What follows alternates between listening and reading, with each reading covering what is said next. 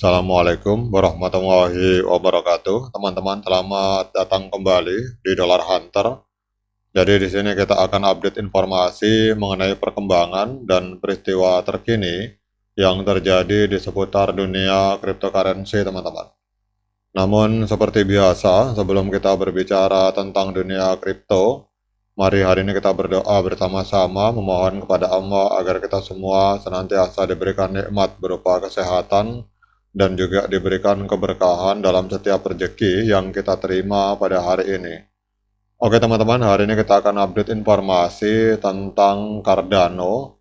Jadi kita akan berbicara tentang ada sebuah fitur baru, protokol baru dalam ekosistem Cardano yang bernama ini teman-teman. Ini apa namanya? Ini kita cek dulu, scroll ke atas. PBG teman-teman ya, PBG.io. Jadi PBG.io ini kalau kita lihat dalam laporan ini, jadi PBG.io adalah sebuah protokol desentralisasi finance. Ini adalah DeFi terbaru yang dibangun di atas ekosistem Cardano, teman-teman. Dalam beberapa waktu terakhir, PBG.io ini telah menjadi topik perbincangan hangat di komunitas kripto, terutama setelah mengumumkan bahwa mereka akan membuka akses likuiditas sebesar 100 juta ADA atau Cardano bagi para penggunanya, teman-teman. Jadi dalam video ini kita akan membahas dan mengeksplorasi potensi dan dampak dari PBG.io ini terhadap ekosistem DeFi dari Cardano. Jadi PBG.io ini teman-teman, ini adalah sebuah protokol DeFi yang diluncurkan di atas jaringan Cardano dengan menawarkan akses ke likuiditas sebesar 100 juta koin Cardano. PBG.io bertujuan untuk menciptakan lingkungan perdagangan yang lebih efisien dan kompetitif daripada bursa terpusat atau cek seperti Binance, teman-teman. Jadi ini kelihatannya kepingin bersaing dengan Binance, teman-teman. Kalau kita lihat status dari ownernya atau developernya yang bernama Pablo Antonio ini, jadi kekuatan likuiditas yang dimiliki oleh PBG.io ini sebesar 100 juta ADA koin ini 10 kali lebih banyak atau lebih kuat dibandingkan Binance, teman-teman.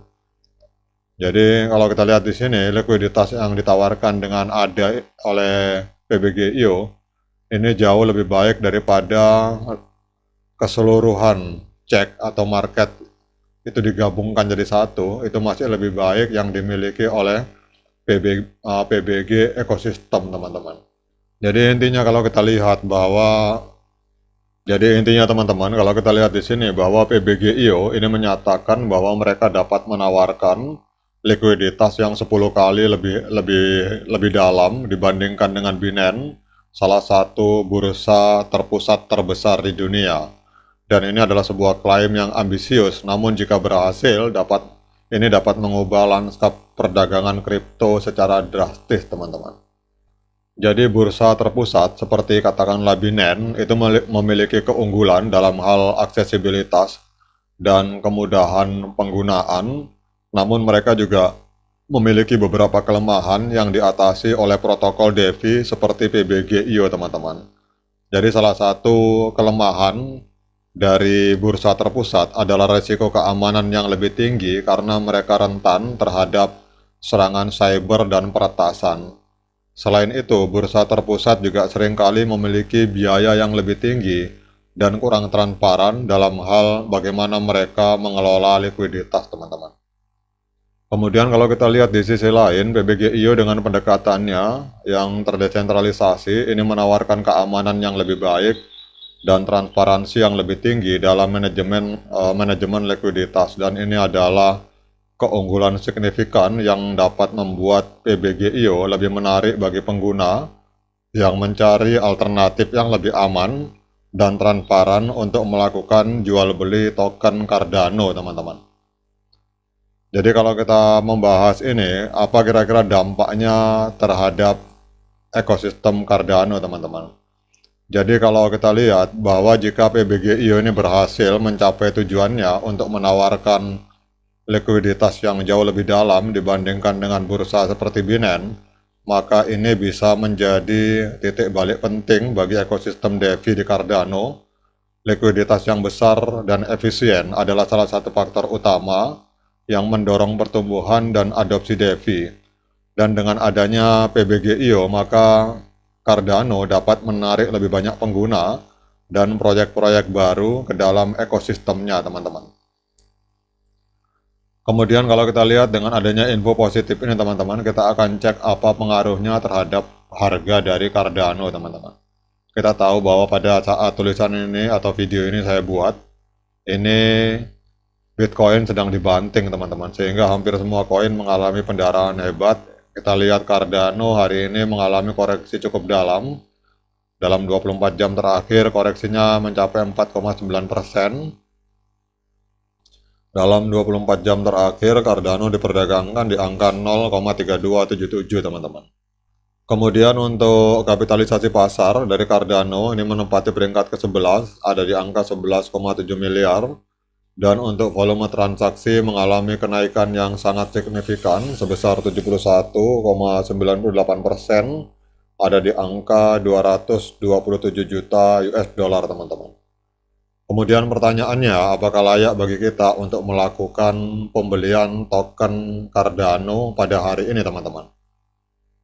Oke, seperti biasa teman-teman, saya hanya menggunakan indikator sederhana, namun bagi teman-teman yang ingin melakukan pembelian Cardano, saya ingatkan bahwa saya bukan penasihat keuangan, jadi silakan teman-teman lakukan lakukan investigasi secara mandiri sebelum Anda memutuskan untuk melakukan pembelian Cardano, karena kita di sini hanya saling sharing berbagai pendapat tentang perkembangan yang ada di dunia kripto. Jadi pendapat saya bisa salah, bisa benar. Jadi jangan diikuti. Teman-teman silakan cari teknik masing-masing yang sesuai dengan karakter teman-teman. Kalau kita lihat di sini untuk Cardano, ini pada tanggal 12 Mei 2024 terjadi dead cross di mana MA50 memotong MA200 ke bawah. Sehingga kita lihat di sini trennya adalah tren penurunan, teman-teman. Dan kita tidak tahu sampai seberapa dalam penurunan ini akan terjadi.